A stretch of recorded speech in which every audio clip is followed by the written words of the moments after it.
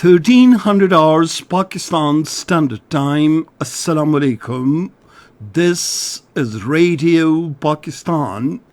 The news read by Daman Zaman.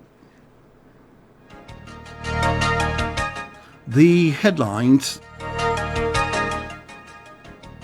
1 million Hajj pilgrims are converging in Arafat today to perform Waquf-e-Arafah, Rukn-e-Azam of the Hajj, which marks the climax of the Hajj.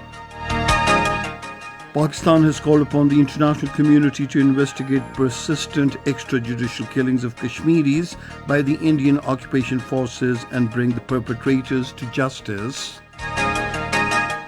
Kashmiris are observing the 6th martyrdom anniversary of popular youth leader Burhan Muzaffar Wani as Resistance Day today. The Prime Minister has expressed deep shock over the sad news of an attack on former Japanese Prime Minister Shinzo Abe. And now the news in detail.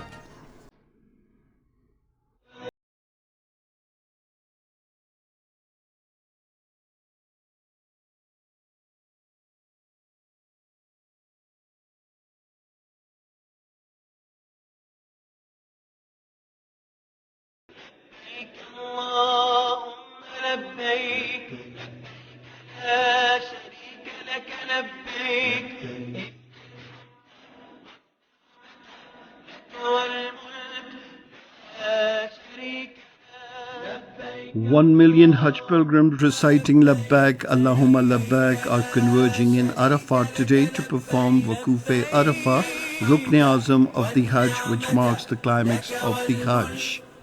Radio Pakistan correspondent Ijaz Hussain reports that the Hujjaj will listen to the Hajj sermon at Masjid-e-Nimra while staying in Arafat today. Dr. Al-Sheikh Mohammed bin Abdul Karim Al-Isa will deliver the Hajj sermon. Hujjaj will offer Jummah and Asr prayers simultaneously there. Radio Pakistan will broadcast Khutbah-e-Hajj live from Masjid-e-Nimra, Arafat, immediately after this news bulletin. The foreign pilgrims are performing Hajj for the first time after a hiatus of 2 years following the travel restrictions imposed by the Saudi authorities due to the outbreak of COVID-19 pandemic. Prime Minister Muhammad Shahbaz Sharif has felicitated the pilgrims of Hajj Akbar and prayed for the blessings of Allah the Almighty upon the Muslim Ummah and Pakistan.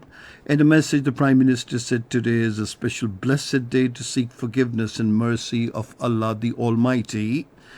He appealed to the Hujjaj to offer special prayers for the unity of the Muslim Ummah and progress, prosperity and deliverance from epidemics and diseases for the whole mankind.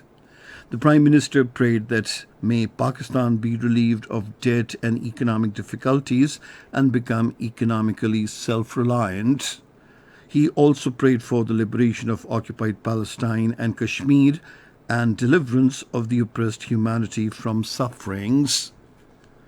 The President, Dr. Arif Alvi, has taken notice of incidents of violence against journalists in the country.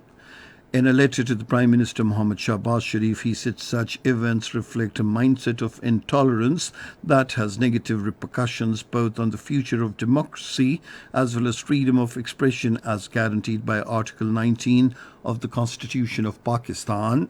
The President observed that recent actions being taken against the reputed journalists undermine the efforts of the judiciary because when in one jurisdiction relief was provided, cases were filed in another jurisdiction with malafide intent to continue the harassment. Pakistan has called upon the international community, particularly the United Nations and human rights organizations, to investigate the persistent extrajudicial killings of Kashmiris by the Indian occupation forces and bring the perpetrators of these heinous crimes to justice. At the weekly press briefing, the Foreign Office spokesperson Asim Iftikhar Ahmed said Pakistan will continue to support the Kashmiri people in this just struggle against the Indian occupation till the realization of their inalienable right to self-determination as promised to them by the relevant United Nations Security Council resolutions. To a question on blocking the official Twitter accounts of several Pakistani missions, the spokesperson said, It is a matter of grave concern that India has slid into an oppressive and intolerant state wherefrom plurality of people's beliefs and opinions is shrinking at an alarming rate. He urged the media and the international organizations that are the guardians of free speech and expression to hold the Indian digital dictatorship to account and prevail upon the government of India to reverse its actions. Kashmiris are observing the 6th martyrdom anniversary of popular youth leader Burhan Muzaffar Wani as Resistance Day today. Burhan Muzaffar Wani, along with 2 other associates, was martyred by the Indian troops during a fake encounter in Kokernag area of Islamabad Anantnag district on this day in 2016. Meanwhile, in the Indian illegally occupied Jammu and Kashmir, the Indian troops have martyred 1,697 Kashmiris after the martyrdom of Burhan Muzaffar Wani to date in the territory. According to a report released by the Kashmir Media Service, of those, 189 were martyred in fake encounters and in custody during the period. In Japan, former Prime Minister Shinzo Abe was shot at while campaigning for a national election today. According to the public broadcaster NHK, he appeared to have been shot from behind by a man with a shotgun. The police said a 41-year-old man suspected of carrying out the shooting in the western city of Nara has been arrested. NHK said Shinzo Abe, 67 years, appeared to be in a state of cardiac arrest when airlifted to a hospital after having initially been conscious and responsive. Prime Minister Mohammad Shahbaz Sharif has expressed deep shock over the sad news of an attack on former Japanese Prime Minister Shinzo Abe. In a tweet today, he prayed for early recovery and good health of Shinzo Abe. And that is the end of this news bulletin. For more news and analyses, log on to our website, radio.gov.pk, and you can also watch the live video streaming of our bulletins on the link facebook.com/Radio Pakistan News Official.